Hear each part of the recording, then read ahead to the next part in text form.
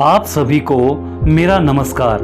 मैं ललित जोशी अपनी एक काव्य कृति एक गुम हुई सी कविता प्रस्तुत करने जा रहा हूँ। बहुत बार ऐसा हो जाता है कि कोई कविता जो आपके बेहद करीब होकर भी होठों पर आती हुई कहीं भटक सी जाती है और गुम जाती है एक रहस्यमय होकर। बस यह कविता इसी विषय पर आधारित है, तो आइए सुनते हैं एक गुम हुई सी कविता।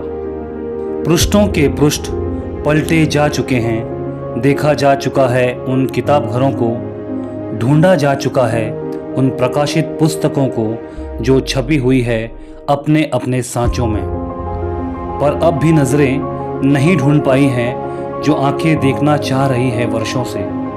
मुझे ठीक ठाक याद नहीं कि मैंने उसे अंतिम बार कब सुना था, पर वह शब्द घूमते हैं मेरे इर्द गिर्द, मुझे पुकारते हैं जब मैं बेखबर होता हूँ।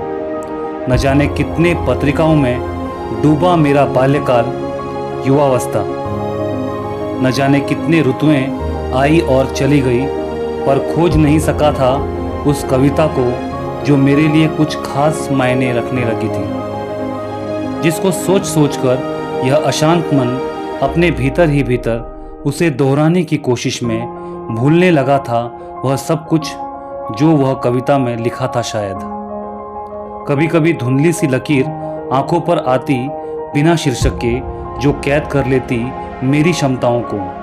मैं भूखा प्यासा दौड़ता ये सोचकर कि उसको पूछ ही लूं कि वो क्या कहना चाहती थी। तब वह जो बोलना चाहती वो ही अटक जाता, जैसे कोई बोलकर भी न बोल सका हो। वैसे ही वह अदृश्य हो जाता, जैसे कभी कोई सपना टूट जाता है। वही सपना जो खुली आंखों से देख रहा है ये मन, पाने के लिए वही कविता जो हवा में खुशबू की तरह सूंघने पर महसूस की जा सकती है पर देखी नहीं जा सकती। मेरी कविता भी खो गई है उसी तरह जैसे कोई पतंग खो जाती है उन बादलों में।